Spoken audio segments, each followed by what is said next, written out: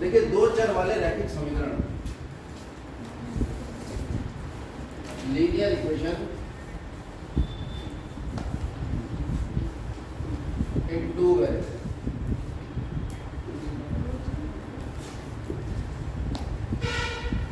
और साथ साथ पेयर ऑफ और लिख दीजिए, pair of linear equation in two variable. Two variable मतलब दो वेरिएबल, दो वेरिएबल मतलब दो चर। चर कौन होते हैं? एक्स वाई जेड, है ना, ये चर होते हैं। तो दो चर का मतलब एक को एक्स लेंगे और दूसरे को वाई लेंगे। तो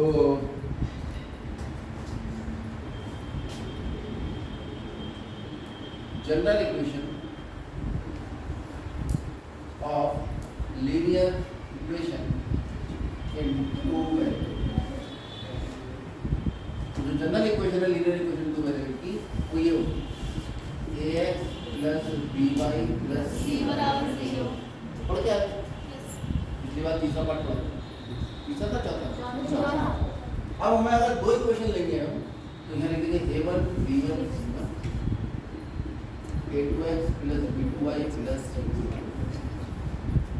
अब इन्हें हल करके हमें किसकी मान निकालने हैं? x और y। पिछली बार क्या करते थे हम? x का मान y के पदों में लिखते थे, y का मान x के पदों में लिखते थे। और हम मान लो y का मान x के पदों में लिख रहे हैं, जैसे हम यहाँ कहें x माइनस वाई बराबर 2, तो हमने कहा x बराबर 2 प्लस वाई।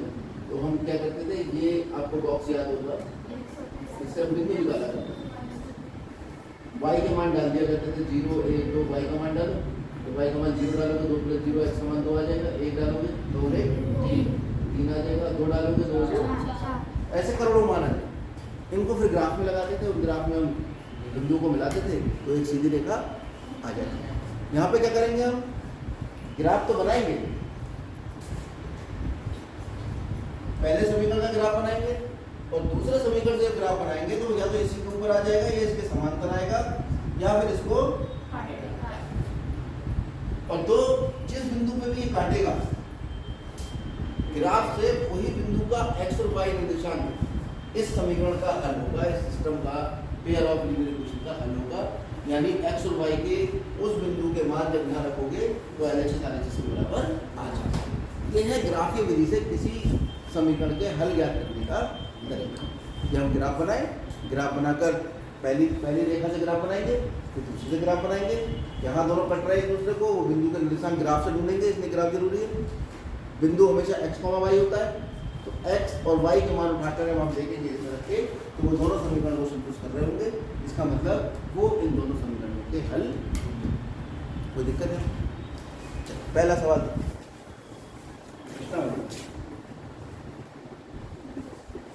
जो नया सिलेबस है उसके अकॉर्डिंग 3.1 कट गई है, तो हमारे पास तो पुरानी बुक है, तो मैं 3.2 लूँगी। पहला इसका फर्स्ट, निम्न समस्याओं में रैखिक समीकरण युग्म बनाइए, तो ग्राफीय विधि से उसके हल जानते हैं। किताब सबके पास है, क्वेश्चन लिखा हुआ है, पूरा कॉपी करें। अब मैं क्वेश्चन पढ़ रहा हूँ। कक्षा कितने बच्चों के पास किताब नहीं है? हाल का 1 2 3 बच्चे, तो आप इनकी किताब में देख लो, आप इनकी किताब में देख लो, तुम लोग इधर उधर किताब से सवाल उतारेंगे। कक्षा 10 के 10 विद्यार्थियों ने एक गणित की पहली प्रतियोगिता में भाग लिया। कक्षा 10 के बच्चे थे, लिखना बंद कर दो। कक्षा 10 के बच्चे थे और 10 बच्चे थे जिन्होंने एक पहली प्रतियोगिता में भाग लिया। यदि लड़कियों की संख्या लड़कों की संख्या से 4 है, यानी लड़कियों की संख्या और लड़कों की संख्या में लड़कियों की संख्या लड़कों की संख्या से 4 है, तो प्रतियोगिता में भाग लिए गए लड़के और लड़कियों की संख्या ज्ञात की। और ऊपर ही लिख दिया हमने कि रैखिक समीकरणों का युग्म बनाइए और साथ साथ ग्राफीय विधि से। और सवाल में पूछा क्या है हमसे? लड़कों की संख्या और लड़कियों की संख्या। माना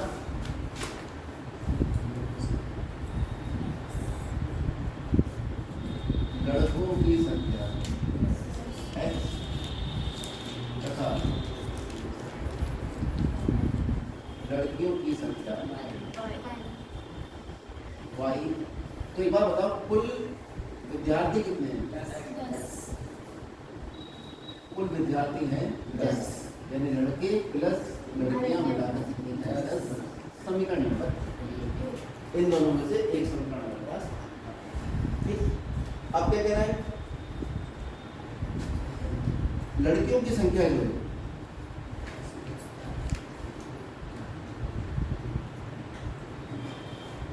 लड़कियों की संख्या 4 अधिक है, किससे?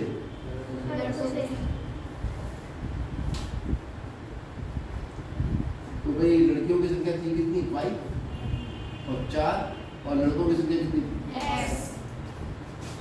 ठीक है, ये एक और समीकरण है। इन दोनों समीकरणों की सहायता से, ग्राफ की सहायता से हमें x और y के मान निकालने हैं। तो ग्राफ कैसे बनेगा भाई? पहले तो इसके बिंदु निकाल लो आप। कैसे निकालते थे हम? ये बनाते थे, ध्यान आ रहा है कुछ? x लिखते थे, इससे y लिखते थे। ठीक, x का मान 0 डालो, y का मान कितना आ जाएगा? 4। y का मान 0 डालो, x का मान -4 आ जाएगा। ये तो बताया था। एक बार x का मान 0 डाल के y का निकाल लो, y का 0 डाल के x का निकाल लो। यहाँ तो आसानी से आ जाएगा। x का मान 1 डाल दो, कितना आ गया? 5। और y का मान अगर 0 कर दे तो 4 + x = 0, तो x का मान कितना आ जाएगा?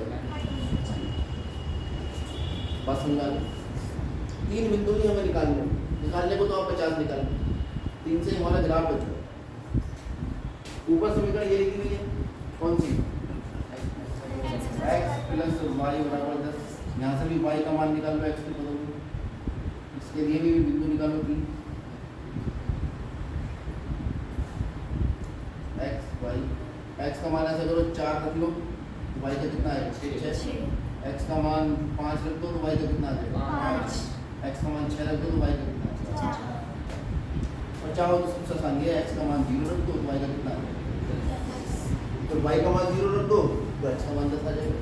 x का 0 रखो y का 10, y का 0 रखो तो x का 10। ये सबसे आसान बिंदु। अब ग्राफ, इसलिए हमने कहा था ग्राफ पेपर आप लेकर आए।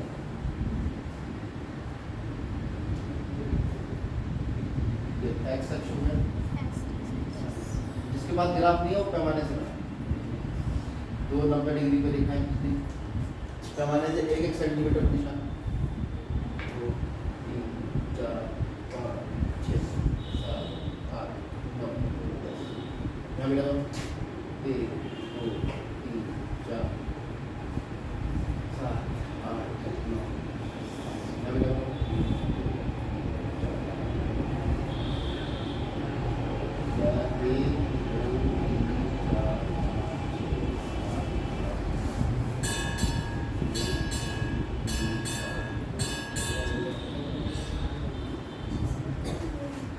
पहला बिंदु कितना है?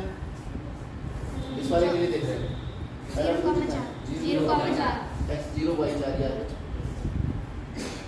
ठीक है, दूसरा 1,5 x 1 y 5 याद रखो। x 1 y 5। तीसरा -4,0 तो 11।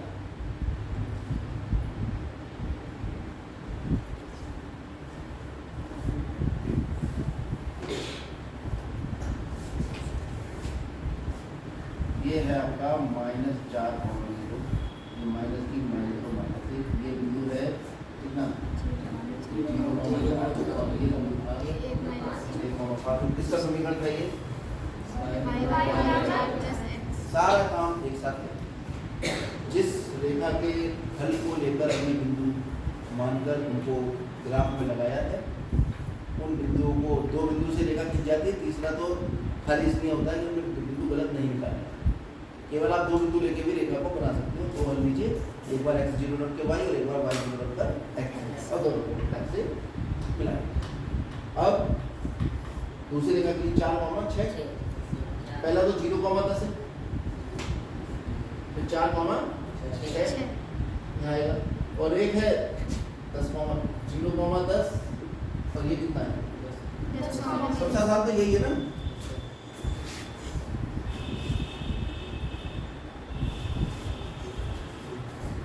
जीरो कॉमा 10, ये बिंदु लेके हमने इनको मिला दिया।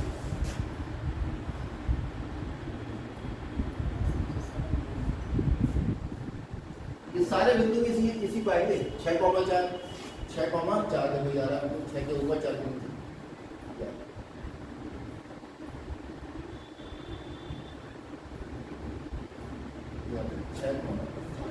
उसके बाद कौन सा है 5,5 x5 y5 याद है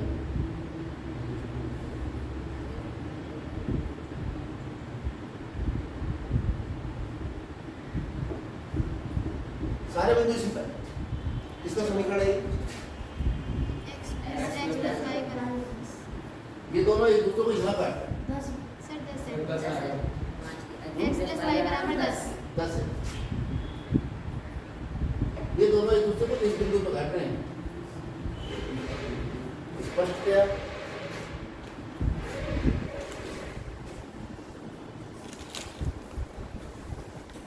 दोनों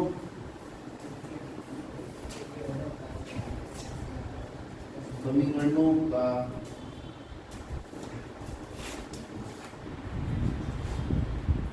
ग्राफ खींचने पर प्रतिच्छेदी बिंदु C है जो दोनों समीकरणों का क्या है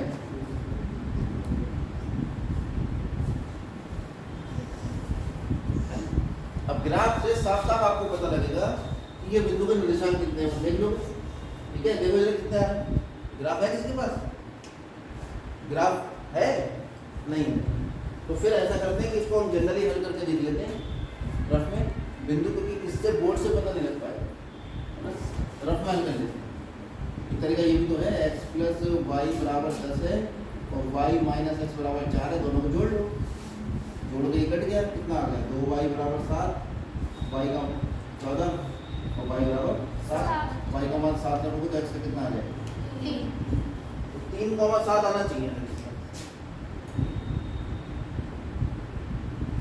ग्राफ से भी देखोगे तो इतना ही आ रहा हो इस बिंदु का निशान कितने हैं तो हल हुआ P 3,7 यहाँ पे x कितना है 3 और y कितना है 7 x क्या था लड़कों की संख्या x पर हमने क्या लिया था x क्या था लड़कों की संख्या लड़कों की तो y x पे क्या लिया था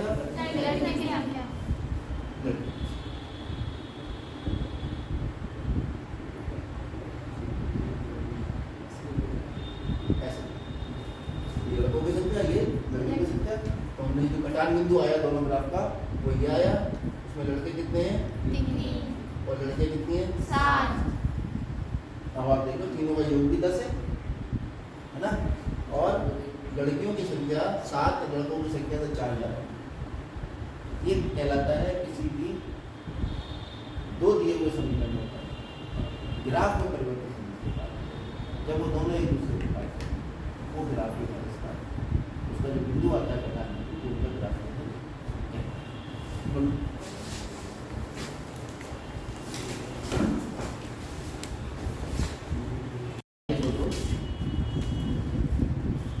क्या निकल आया क्या निकल कर आया L3 अब हमें एक नियम सत्यापित करना है वो नियम क्या है वो नियम ये है कि दो संख्याओं का गुणनफल बराबर होता है किसके HCF तो पहले हम निकालेंगे दो संख्याओं का गुणनफल फिर हम HCF और LCM दोनों की करेंगे तो दो संख्याओं का गुणनफल निकालते हैं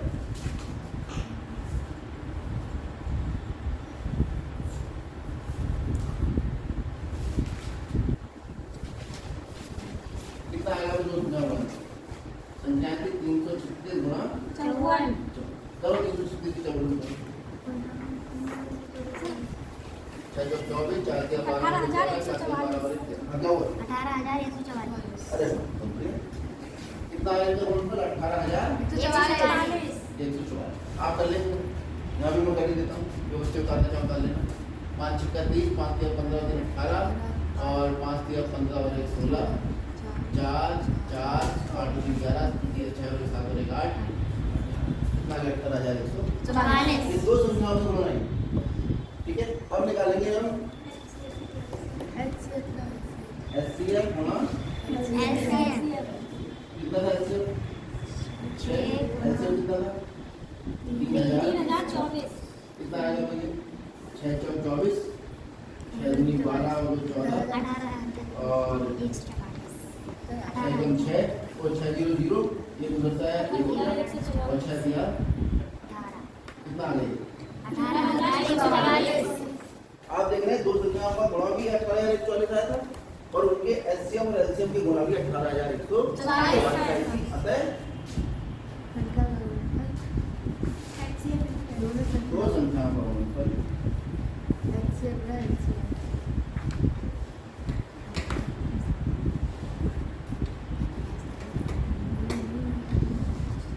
एचसीएम गुणा ये हमने कर दिया सत्ता इसी की हमें सत्यता की जांच सवाल समझ में आया पहले दो संख्याओं का हमें गुणनखंड कर लेते हैं गुणनखंड करके उनका निकालना है एचसीएफ और एलसीएम फिर हमें जांच करनी है कि दो संख्याओं के गुणा एचसीएफ और एलसीएम के गुणा के बराबर है तो दो संख्याओं का गुणनफल निकाला हमने एचसीएफ एलसीएम गुणा निकाले दोनों बराबर आ गए लिख दिया ठीक है